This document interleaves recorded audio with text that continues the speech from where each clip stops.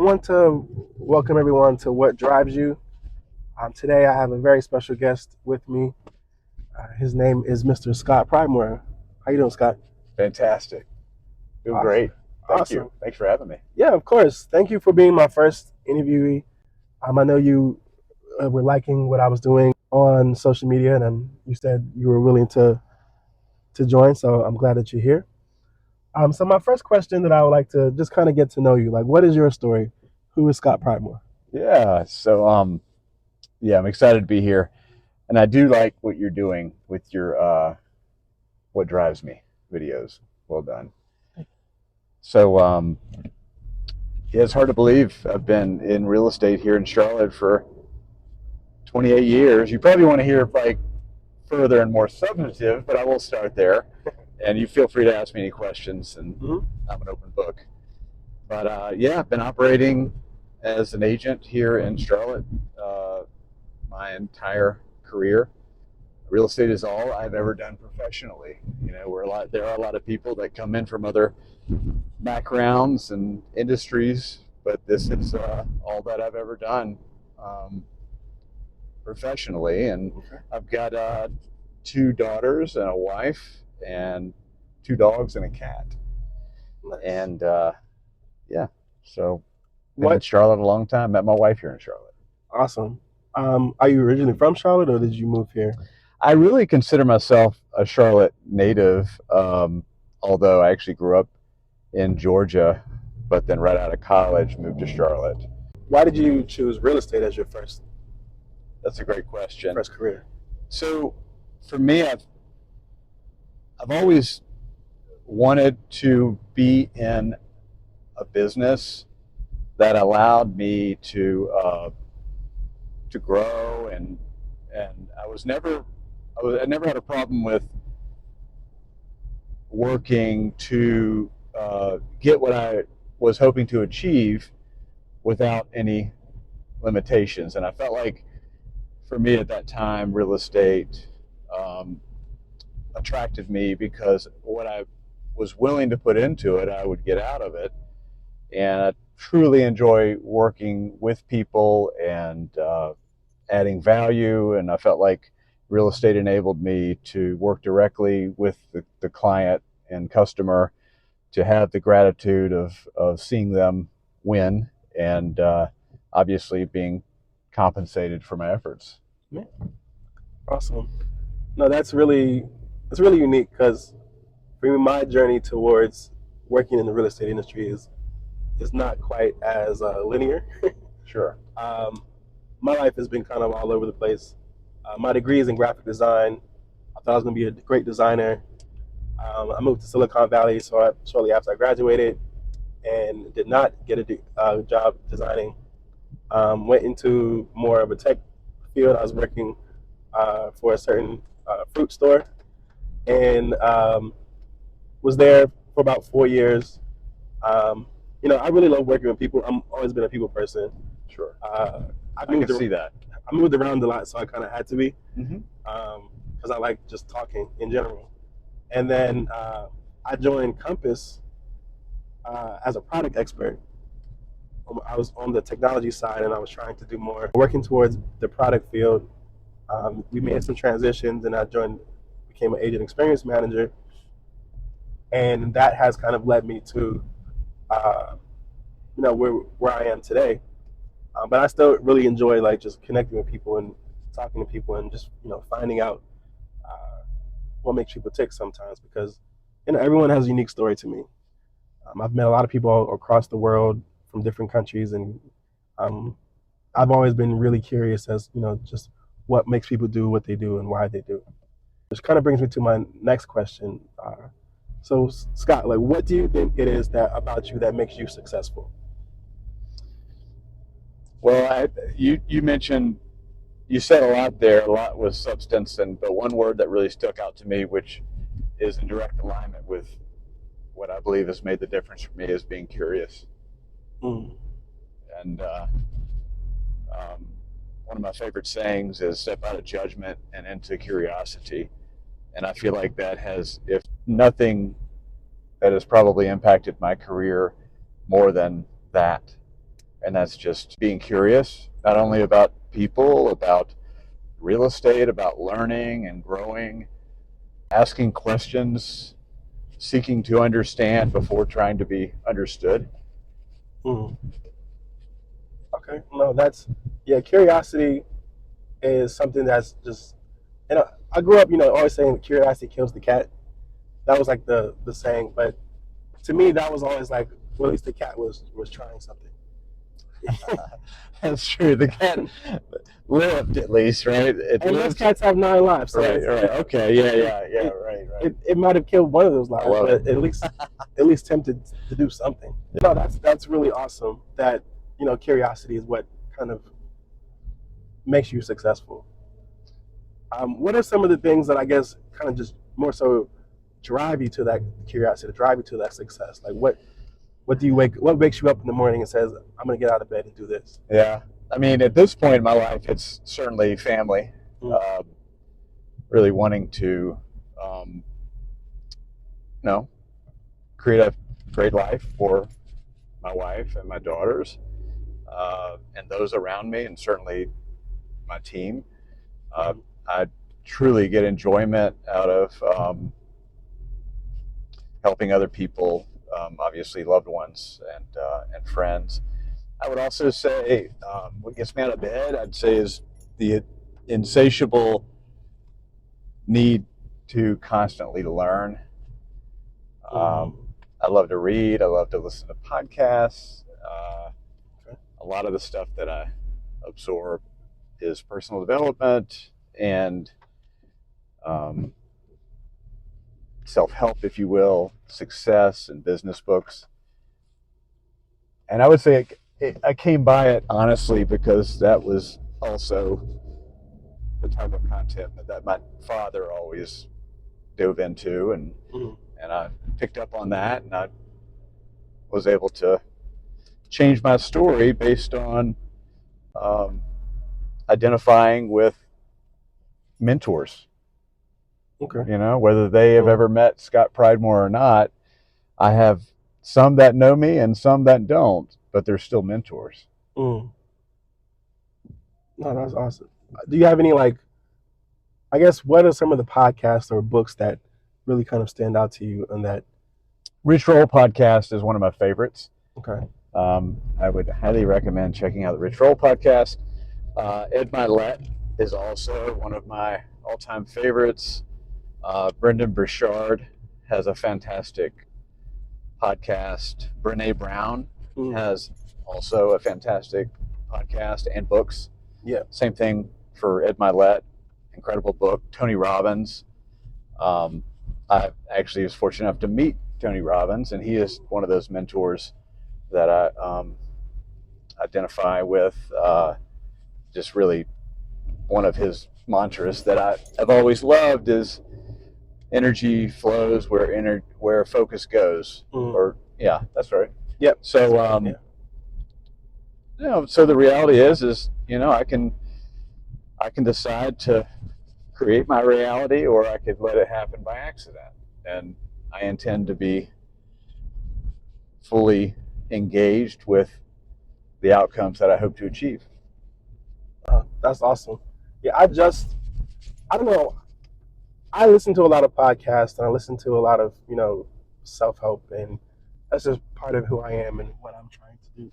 Because like you said, I want to create my own reality. Absolutely. But some of those people that you named, I'm just now hearing about, like Ed Milet.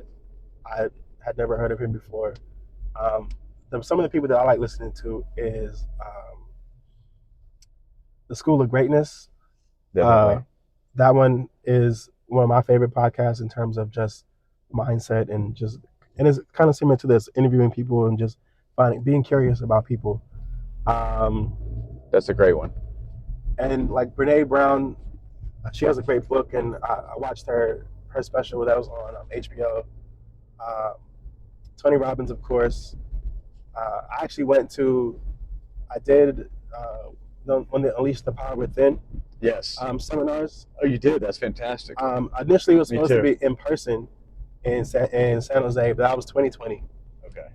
And so it got I was in canceled. 19. I did 2019. I did Unleash the Power Within, and then a Business Mastery after that. Yeah. So, but I did do it. I ended up doing it virtually, but because I was on the West Coast, I was up at like 4 a.m. to start the sessions, and it was a lot, and I was still working that day. So I don't know how I did it, but it definitely kind of changed that mindset of like, you can create your own reality. He said where energy flows, goes, energy flows. Right. Yep. And so that's kind of how I've been able to try to like reposition myself and really get into it, just by reading. And I don't know, I love to read too. I have a huge library that my son is now starting to destroy, but I just like to continuously read and try to challenge myself. The last book I finished was As Man Thinketh. Oh, which is really good. Absolutely. It's a short book. It's not too long. That's a fantastic one. But it was really good. There's so much there. Mm-hmm. In fact, that's the kind of book that you actually need to study.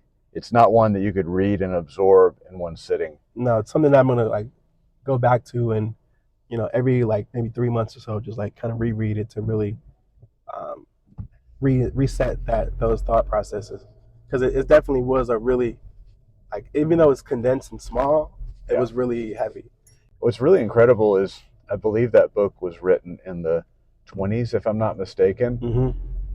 It's to think that at that age, the concept of the book is, I think, more readily accepted today than it might have been in the 20s. I mean, he was such a pioneer with New Age thought, if you will. Yeah.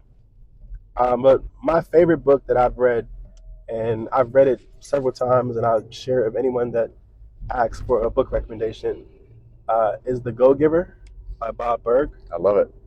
Yep. That is one of my favorite books, simply because it's a story, but it has so many impactful lessons. I love that book. You know what's interesting? I emailed Bob Burg after I read it, and I thanked him for writing it, and he emailed me back. Yeah, it's funny because I tweeted somebody about it. Like, a friend of mine was on Twitter and was like, "Hey, what's some books that I should read?" Right. And I tweeted it like, "Hey, you should check out The Go-Giver." And Bob Burg responded. He was like, "Oh, thank you so much for like recommending my book," which I thought was pretty dope. It was incredible. Yeah. Did you know he was on 6 Amers? No, I didn't. Yes. Last year. In fact, if you go into Workplace, you can search Bob Burg and you can watch it. Okay, I definitely got to go and do that. Yeah. Because that was a really, really good book. That's a great one. Yeah. Yep. And I think they have a new one out. I think they have. It's 3. It's I think it's The Go-Giver Leader, and there's another one I can't remember. This was blue, red, blue, and purple. Yeah. They're all really, really good. I haven't had a chance to read the other ones yet because I'm reading Sell It Like Sirhan. Right. Just to kind of learn more, just learning other perspectives when it comes to the real estate industry and how to be successful. He's big on brand, isn't he?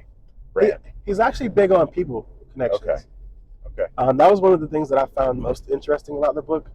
Is like, his thing is like, the more connections that you make, the more business that you make. But he doesn't do it in a way to just like, I'm just trying to, sell myself. Like, he's like, I joined the gym specifically in this neighborhood because I wanted to sell in this neighborhood, and so I work out in that gym, connect people there. We might ride a bike together or whatever, and then we come. If it works out, it's great. If it doesn't, I follow up with them. I keep going, keep in contact, and you never know what kind of comes out of it. So that's what he's really big on, and he just happens to make a lot of connections with people. That's fantastic. And I'll check that one out. Yeah, it's really good. And like, I've never watched $1 Million Listing, so like, I don't really know. Either. I don't really know exactly what his brand, or like visually his brand is. I've seen like pictures of him, but I've never like watched him to be like, oh yeah, well I know he's like that. So I'm just going in it just simply, this is a successful person in the real estate industry. Let's see what they talk about, because I feel like as an agent experience manager, and some of the goals I have beyond this, it can help me just kind of be able to relate to agents and talk to agents a little bit better. Thanks for that book recommendation. I'm going to check it out. So I have a couple of other questions that I want to ask. And is there like a pivotal moment in your life that kind of changed your directory, or anything that you could think of, like this moment? That's a great question, and I would say I'd say when my dad died, it definitely changed something for me. For me it was, and I was already doing well. I was in real estate, doing okay.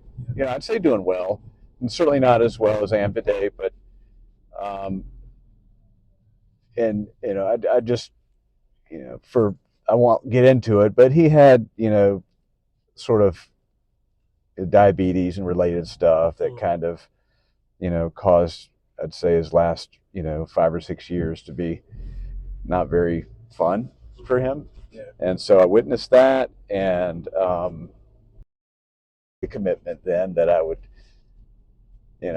not have I'd take care of my health, and I would do certain things that he would always suggest that I did, and really listen to the advice and follow through on some of his advice where previously maybe I didn't when he was on earth. And I regretted not leaning into some of his fatherly advice that was fantastic advice and very wise, but I was the student that was not ready for the teacher at that time. And when I decided after he passed to commit myself to some of his fatherly advice, then my whole world changed for the better. Yeah. Were you close with your father?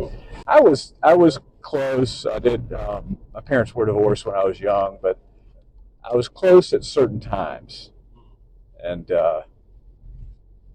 he was definitely a mentor. Not to say that it was always good and a healthy relationship, but the good news is, over time, it's the good stuff that you tend to focus on. So that's where I am. I know for me personally, I study my relationship with my father a lot, and it's interesting. Like some of the lessons that you learn that they might have told you, and you I don't listen to that. That's right. Yeah. Oh yeah. But as you get older, it's like it kind of made a little more sense. Sure. Because my father is a pastor. Wow. So I grew up in the church. When we first moved to America, my parents were in university. I'm not sure what my dad studied, but my mom studied computer information systems at Liberty University. Yeah. And my dad went there, got his bachelor's, and played soccer for the school. And then when we moved back to America the second time, my dad went into seminary. And so we moved to Atlanta, and he was in seminary school there. And then we got assigned to a church in Delaware. That was the first church that my dad was pastoring in. And so it shifted my life and moved me around a lot more than I wanted to be. Sure. And how old were you at the time? So when we moved to Atlanta, I was 6. Okay. Yeah. No, sorry. When we moved to Atlanta, I was 9. We first moved to Virginia, to Liberty University, Virginia, when I was 2. Moved back to Bermuda when I was 6, and then we moved to Atlanta when I was 9. And I've always had a very unique just relationship with my father because of how much of his involvement in the church was, and in comparison to how much I felt like I wanted my father in my life. Was there a lot of pressure? No, so one of the things that I do love about my dad is that he never really pressured us too much to be super religious. He always, because he went to seminary and he had like a more even though we're a Christian and my dad was AME pastor, he definitely had a more of a um, Eastern philosophy to a lot of things. So he studied like Buddhism and Taoism, and he would kind of like let the flow of nature kind of flow. Right. And so he didn't really pressure us too much, but like we were in church, every Sunday and did choir. Sure. The reason why I feel like I'm good at speaking on a mic or in front of stuff is because like I had to preach when I was like 9, 10 years old. Wow. Got up at the pulpit and gave a little sermon. It wasn't like super profound, but I wrote down some stuff and got up there, and I've always been able to be in front of people. That's incredible because like the most common fear that people have is public speaking. Yeah. And you overcame it obviously when you're young, so it's a non-issue now. Yeah. I mean, I still get nervous. Don't get me wrong, but it's definitely something that's a little bit easier. Hello. Hi. Yeah, so this is Burr Berry. It's one of my favorite coffee shops. Oh, nice. I like going to like little small local shops. Yeah. Of course, Starbucks has its convenience with the app and you can order ahead. I don't even go to Starbucks anymore. It's not the best coffee. It's not. No, you're right. It's right. I used to think it was, but it's not. It's consistent coffee. Yeah. It's not the best. No. Thank you. I like little coffee boutique shops. I do too. Summit Coffee is one of my favorite. Yeah. Local. That was going to be the other place. Here you go. And I thought about Have a great day, okay? Thank you. You too. Thank you. Because it's raining, I was like, that's good. I'll have to come back. I like this. You talked about your father being that kind of pivotal moment, so I just always like to examine like how other people have their relationships with their fathers and such, especially as men. I don't know. I like to think of the world sometimes in like how it was back in like like the AD or BC, where it was just the great civilizations like the Greeks or the Romans and sure empires, and like how like oftentimes in those civilizations the son would like challenge the father, and I'm sure every guy has had a moment where like you and your dad fought over something or argued bickered about something, but later on you come to find out like his wisdom was actually what was helpful. So yeah, didn't realize it at the time. Yeah, I mean it was our relationship was I guess challenged at times, but yeah, as mentioned, I tend to focus on the positive at this point. No. Yeah. No, that's good, and I try to still have an interesting relationship with my father, but again, trying to focus on the positives. Yeah. Definitely. That's all we can, and I'm thankful enough to have a father. Absolutely. I can still call him and ask him for advice every once in a while. Well, make sure and your mom's with us too. Mm-hmm. Yeah, my mom's. Just make sure you call your mom and your dad often. Yep. And tell them you love them. Yeah. You'll miss them when they're gone. That's one of the things that I've noticed about like the way I was brought up is that we say "I love you" a lot. Both my parents didn't really hear that from their parents, but they didn't reiterate that when it came to their kids. They said that I love you a lot. That's what I try to instill in my kids too. Do you mind if I ask you a question? Yeah, of course. So what was the pivotal moment for you with your journey? One of the most pivotal moments in my life was in 2011. Sorry, 2011. I was living in Tokyo, Japan. Wow. I had transferred to school in Tokyo. I was going to Temple University's Japan campus. I had been there for 3 months. I had planned on living in Japan for a few years. So I was like getting ready to settle down. I had a job interview that was about to happen. And then March 11th, 2011, at around, I say like 12:31, is when the first earthquake hit, the Fukushima earthquake. Wow. And that was my very first time dealing with the earthquake. I'm coming from an island, so hurricanes, that's fine. Wind blows, lock up the house. But the ground moving, like that literally shook me up. I've never experienced an earthquake. that was one of the most like I don't have control of my life moments because like I mean I was getting ready to take my Japanese test and it was a friend's birthday, so it was getting ready to party, and it was a nice sunny day. Like that was the first day that the weather had gotten really really good because it was winter time, so it's March and things started getting more springy, and yeah, then the first earthquake hit. We evacuated the buildings. Um, we were standing in the middle of the street, and then they was like, "Oh no, okay, it's okay. You can go back to the school." After like maybe like 30 minutes, was waiting outside. So we get back in the school, go upstairs on like the fourth floor, I believe, and aftershock hits. Now the initial earthquake was 8.0. The aftershock was 7.8. What kind of building were you in? It was like a high rise. You were in a high rise? Yeah, but we weren't up too high. Like the way the buildings in Japan are built for earthquakes, so they like kind of sway. Sure, right. So like they're not like super rigid. But it was a high rise, like standard, kind of like office type of building. Yep. And yeah, then afterwards, ended up walking back to my dorm. It took us like 4 or 5 hours to get back to the dorm because Tokyo has very efficient public transportation. We can get very far in very little time. And I remember, like I still remember that day vividly. Did you fear for your life at any moment? A little. I don't know. I don't know if I feared for my life.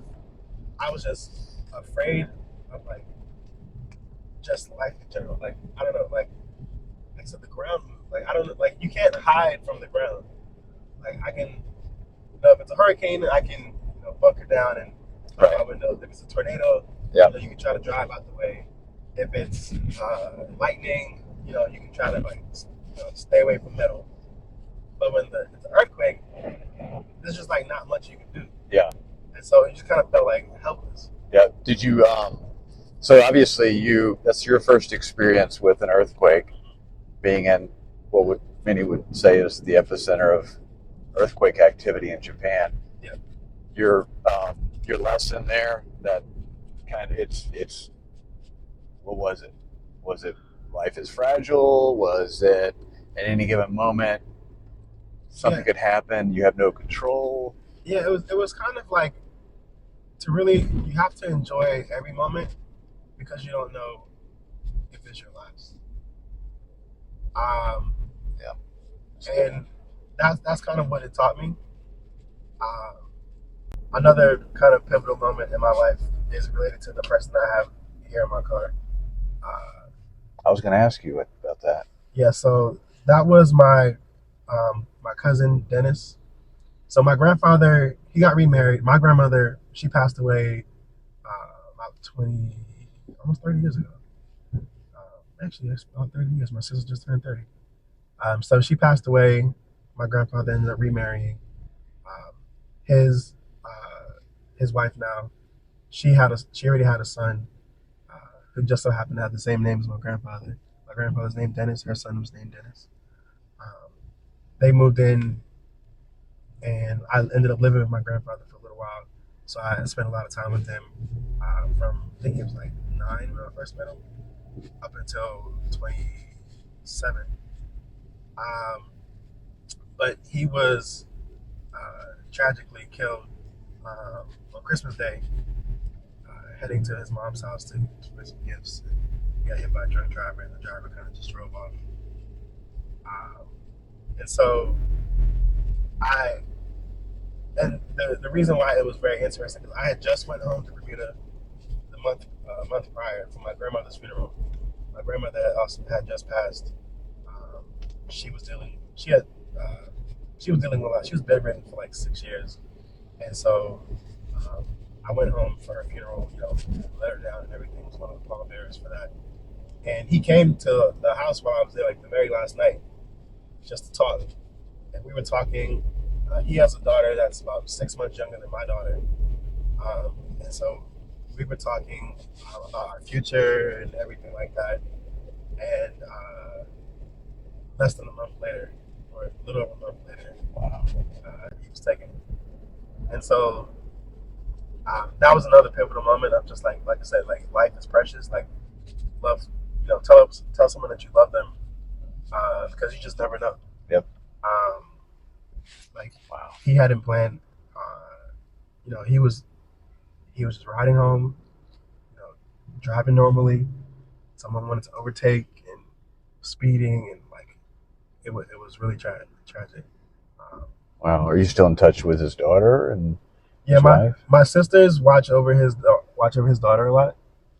Um, he wasn't married, and his child's mother is it's a whole other topic. But I still keep in contact with like my step grandmother. She doesn't like call her grandmother, but I like to do it just to be annoying. And like like her birthday is also like a couple weeks before Christmas, and so I reached out to her and just say happy birthday and stuff, and then she didn't respond. But then I called on Christmas, and she was like, I got your message. I was still processing. It's been 2 years now, but that's not a very long time. He was her only son, so that makes things a little bit more difficult as well. Um, Man, that was another like kind of pivotal moment where Yeah. you just never know. Like life is precious. Life is too short sometimes, and that's why I'm trying to like make the future that I want to give a legacy to my kids, so that they're taken care of and they're you know have a better life than what I felt like I had, and improve upon it. But also like learning lessons and not just give them everything, but teach them. Right. Teach them Yes. life lessons as well. I love that. Thanks for sharing that. Yeah. No, thank Dennis. you for asking. That's why I keep him in my car as a memory. Now, because this is called What Drives You, Yeah. I like to talk about cars. All right. I like to drive. It's one of the greatest things I love about living in the States. Um, so if money was no object, Mm-hmm. you don't have to worry about money. You don't have to worry about your kids or anything like that. What would be your dream car?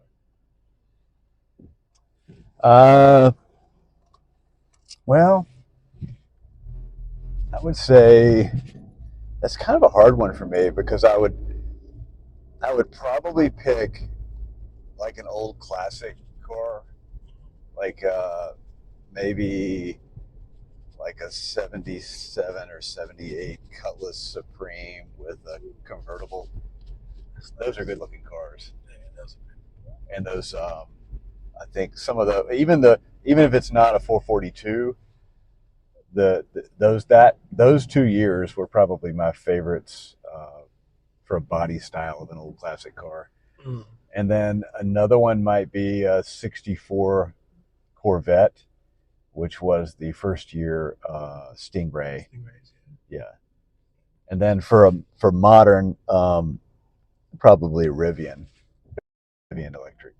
The truck or the SUV. SUV. Yeah. Those trucks are beautiful. Yeah. Out of all the electric trucks, the Rivian I think looks the nicest. Yeah. Yeah. I mean, I'd probably first choice would certainly be the more classic, but I'll give you a modern one too. No, that's good. There's no wrong answer when it comes to your favorite car. Yeah. How about you? So my favorite car, classic wise, would be the Aston Martin DB7. Oh wow. Yeah, that is a beautiful car. I'm a huge James Bond fan. That's one of the things that me and my dad used to do growing up. Thanksgiving, TNT or TBS, whatever the shows. I like the James Bond marathon. Yes. And when I tell you I've watched every single James Bond movie at least 3 times in my life, like every single one. That's incredible. Even the Timothy Dalton one. Well, I'll tell you the next time I got one. This is interesting. The next time you see Goldfinger, there's a pool scene in Goldfinger, and my grandparents are in the background. They were down in Miami vacationing, Oh, wow, and when the crew came to basically film around the pool, they asked those that were there if they wouldn't mind just being extras. and then they would clear out after they get their shoot. Yeah. And both my grandparents were in the background. You could actually see them in the movie. Oh wow. Yeah. I gotta go home and watch Goldfinger. Yeah. I'm definitely gonna check that out. I'll find the clip and I'll send it to you. Okay. I got a question for you if you don't mind. Okay. What are you most excited about for 2024?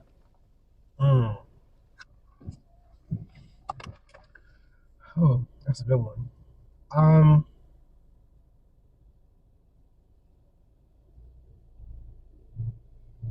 don't know. Like for me,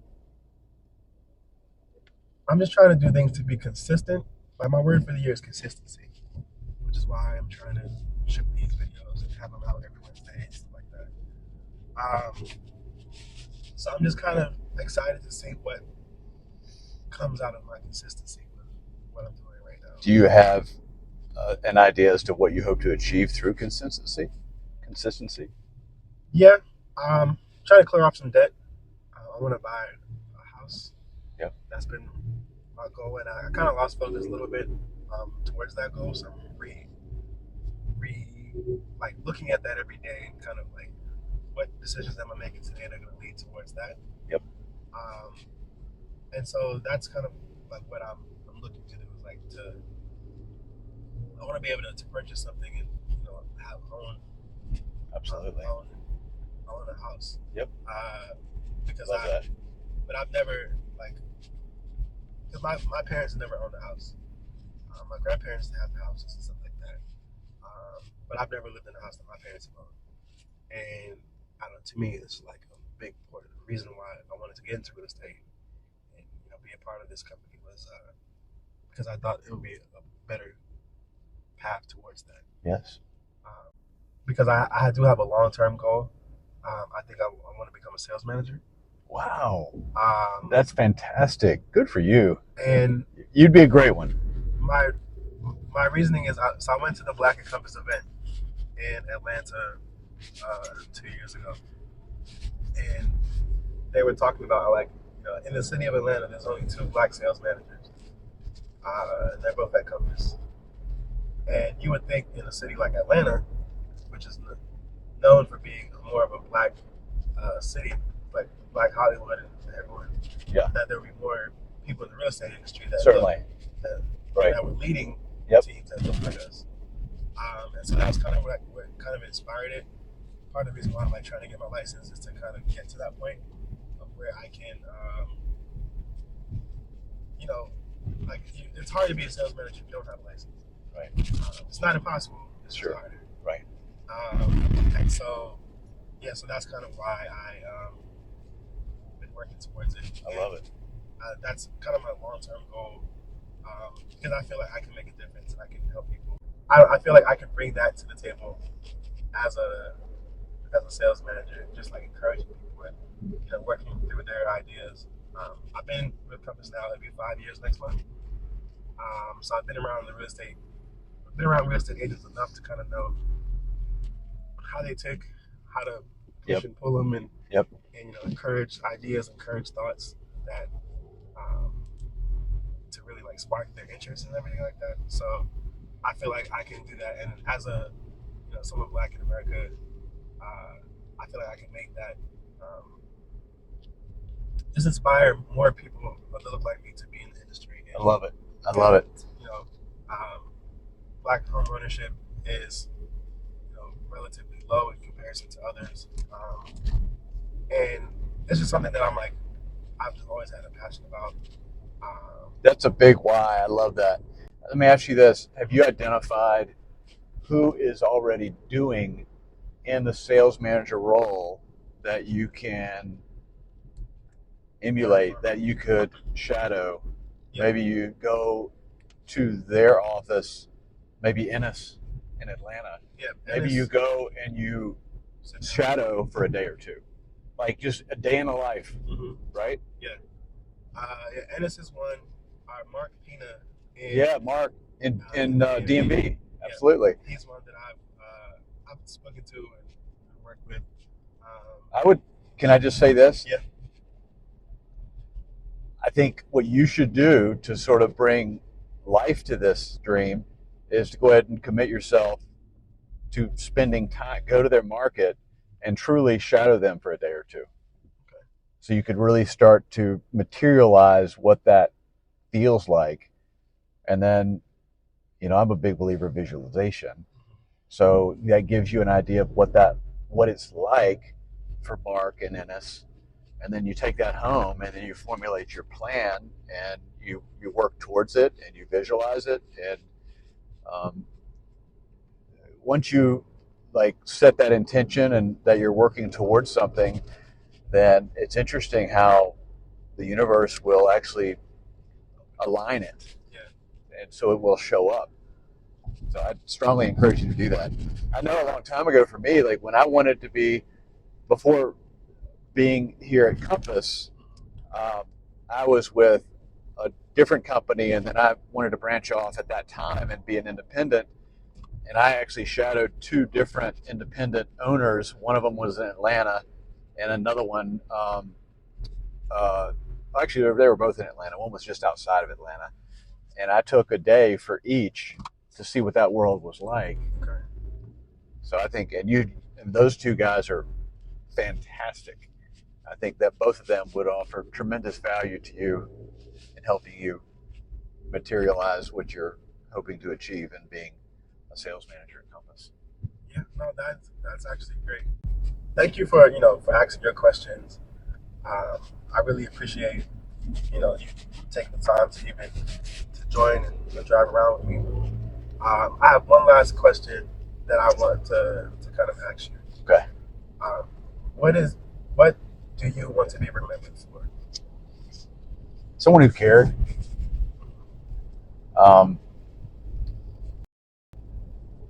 Yeah. Well, thank you, Scott.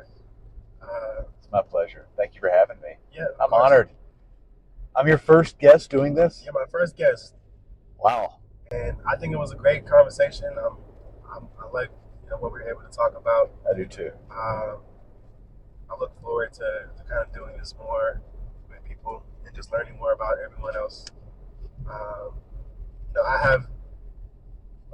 I know my life is interesting and I can tell stories upon stories, but I don't like to talk about myself. I like to ask questions and learn about other people. You have great questions. You're a natural interviewer, and you do make it easy on your participants. So thank you. I shouldn't say easy. Your questions are thought provoking, but you make me feel comfortable. Yeah. So I feel like I can be myself, right? Yeah. That's all I want you to be is yourself. Yeah. That's great. Thank you. One of my superpowers that I've learned that I've had over the years is the fact that I'm able to make people comfortable when talking to me. It can be completely random strangers. It can be. That's a skill. I'm glad you were able to feel comfortable, and yeah, I can't wait to put this out and so that we can,